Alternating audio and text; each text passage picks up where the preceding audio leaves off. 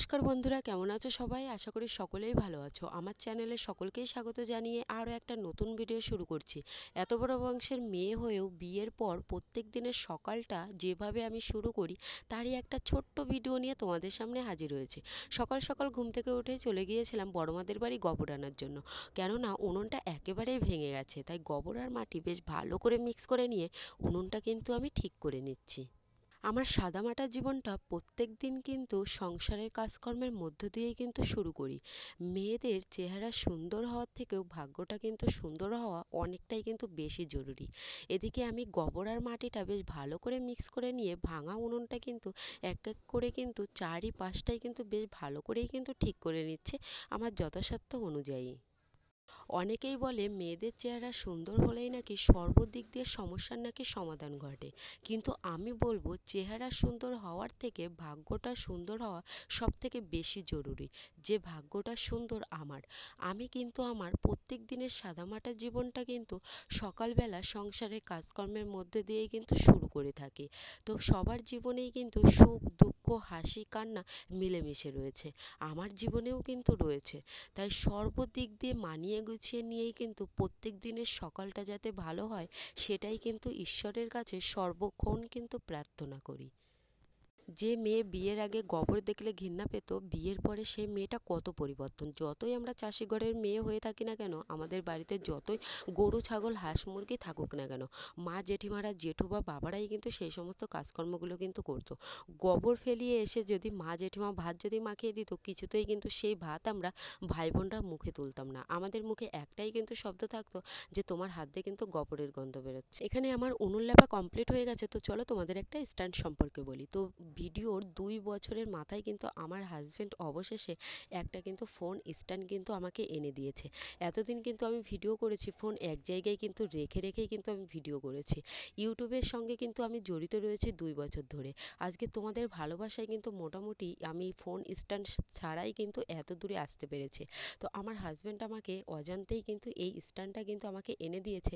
এটা নাকি Bluetooth system, সে আমাকে সমস্ত কিছুটাই কিন্তু দেখিয়ে দিয়েছে। আমি ভাবলাম যে তোমাদের সঙ্গে একটু শেয়ার করা জরুরি। তো এই যে এই বোতামে কিন্তু প্রেস করলেই কিন্তু এই যে একটা মানে ব্লু কালারের আলো জ্বলে, এটা হচ্ছে ব্লুটুথ সিস্টেম আর কি, যেটা কিন্তু খুবই ভালো। এটা হচ্ছে যেখানে খুশি সেখানে কিন্তু নিয়ে যেতে পারবো, আর সেলফি স্ট্যান্ডও কিন্তু বলতে পারো। তো ভিডিও করার ক্ষেত্রে কিন্তু ভীষণ ভালো হয়েছে। অযথা কিন্তু এতদিন ফোন পড়ে পড়ে কিন্তু আমার অনেকবার কিন্তু ফোনের ডিসপ্লে কিন্তু ভেঙে গেছে, স্ট্যান্ডটা আসাতে কিন্তু আমি প্রচুর কিন্তু খুশি হয়েছি। অনেকবার কিন্তু তোমাদের দাদাভাইকে আমি বলেছিলাম, মানে আমার হাজবেন্ডকে, আমাকে একটা স্ট্যান্ড এনে দেওয়ার জন্য। হয়তো ওর কিছু প্রবলেমের জন্যই হোক স্ট্যান্ডটা আনিনি। তো যাই হোক, স্ট্যান্ডটা পেয়ে কিন্তু আমি মহা খুশি। উনুন লেপার পরপরই সোজা চলে আসলাম কিন্তু ঘরে। ঘরে এসে এখন হচ্ছে বাসি বিছানাটা কিন্তু তুলে নেব। আর শাশুড়ি মায়ের বিছানা কিন্তু আমার তোলা আগেই কিন্তু কমপ্লিট হয়ে যায়, যেহেতু তারা আগেই কিন্তু কাজে বেরিয়ে যায় আর কি। আর তোমাদের দাদাভাই একটু লেট করে ঘুম থেকে ওঠে, তাই আমার ঘরের বিছানাটা একটু কিন্তু লেট করেই কিন্তু তোলা হয় আর কি। তো এদিকে হচ্ছে এই যে আমি বিছানাটা কিন্তু ঠিকঠাক করে নিচ্ছি। আর ঘরের যদি বিছানাটা যদি কমপ্লিট করে যদি নেওয়া যায়, মানে গোছানো যদি যায়, তাহলে কিন্তু ঘরের লুকটাই কিন্তু চেঞ্জ হয়ে যায় আর কি। তো এদিকে হচ্ছে আমার বিছানার চাদর পাতা কমপ্লিট হয়ে গেছে, এক এক করে কিন্তু বালিশগুলোও কিন্তু পেতে দিয়েছে। আর এখন যেহেতু হালকা শীত পড়েই গেছে, তাই এই যে কিন্তু দুটো কাঁথাও কিন্তু বের করা হয়েছে। গতকাল এত সমস্ত জিনিসপত্র কাচাকুচি করেছি, সমস্ত কিছুটাই কিন্তু শুকিয়ে গেছে, কিন্তু ভাঁজ করার আর সময় কিন্তু আমার হয়ে ওঠেনি। কারণ প্রচণ্ড কিন্তু আমার হাত পা যন্ত্রণা করছিল আর কি। তোমরা দেখে বুঝতেই পারছো যে কত জামা প্যান্ট কেচে নিয়েছি আর কি। আর এখন হচ্ছে সেই সমস্ত জামা প্যান্ট, মায়ের শাড়ি, সমস্ত কিছুটাই কিন্তু ভাঁজ করে গুছিয়ে নেব। আমার ঘরের কাজ কিন্তু আমার অনেক সকালেই কিন্তু হয়ে যাওয়ার কথা, যেহেতু তোমাদের দাদাভাই একটু ঘুমিয়ে থাকে বেশিক্ষণ ধরে, তাই তো আমার ঘরের কাজ তাড়াতাড়ি করা কিন্তু সম্ভব হয়ে ওঠে না। ও যখন দোকানে চলে যায় তারপরেই কিন্তু আমি ধীরে সুস্থে আমার ঘরের কাজগুলো কিন্তু আমি কমপ্লিট করে নিতে পারি। তো এখানে হচ্ছে আমার শাশুড়ি মায়ের শাড়িগুলো কিন্তু সবার ফার্স্টে আমি ভাঁজ করে রেখে দিচ্ছি আর কি। যেহেতু সে প্রত্যেক দিন কাজে যায়, তাই তার শাড়িগুলো কিন্তু অত্যন্ত প্রত্যেক দিন কিন্তু পরিষ্কার করে রাখাটা কিন্তু অবশ্যই কিন্তু জরুরি। এদিকে হচ্ছে আমাদেরও কিন্তু জামা প্যান্ট ছিল, তো প্রত্যেকেরই জামা প্যান্ট আগে ভাঁজ করে নিয়ে জায়গা মতো কিন্তু আমি রেখে দিচ্ছি।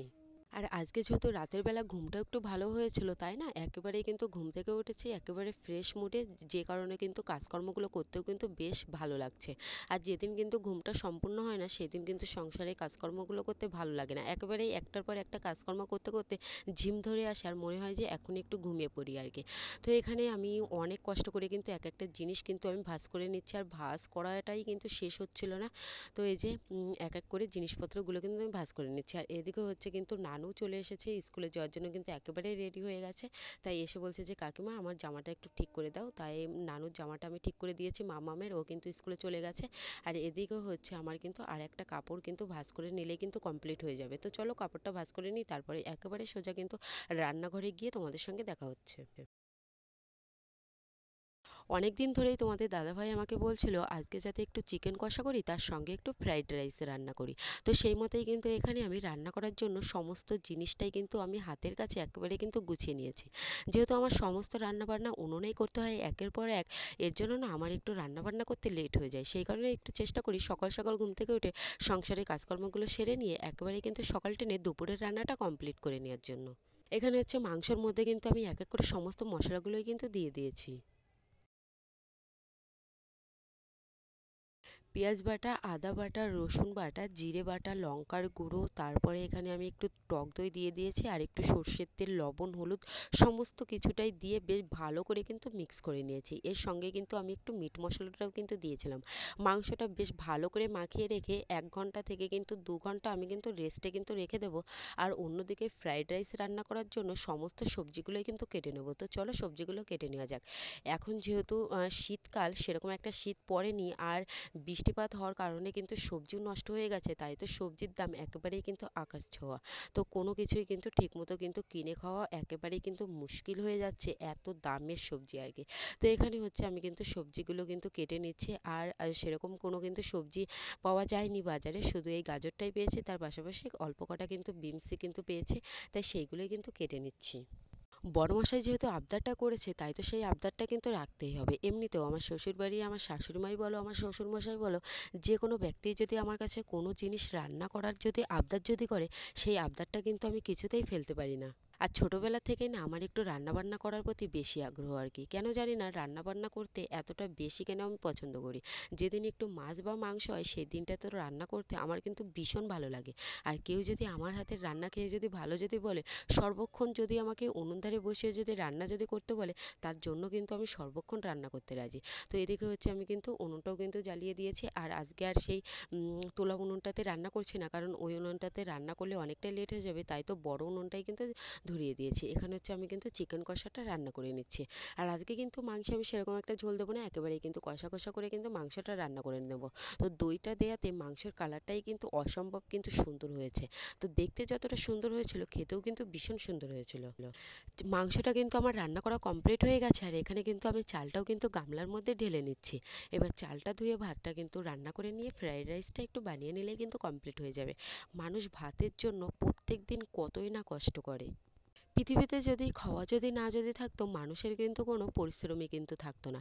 কেন জানি না এই প্রশ্নটাই দুই এক সময় মাথায় আমার ঘুরপাক খায়। যদি পৃথিবীতে খাওয়া যদি না যদি থাকতো, আজকে হয়তো পৃথিবীর সবাই বড়লোক থাকতো, আর কিন্তু এত কাজকর্মগুলোও কিন্তু থাকতো না, সবাই কিন্তু কুঁড়ে হয়ে যেত আর কি। তো অনেক কথাই তোমাদেরকে একটু শেয়ার করলাম। ভাতটা আমার এদিকে হয়ে গেছে, এবার এই ভাতের সঙ্গে কিন্তু আমি ঘিটাও বেশ ভালো করে কিন্তু আমি মিক্স করে নিয়েছি।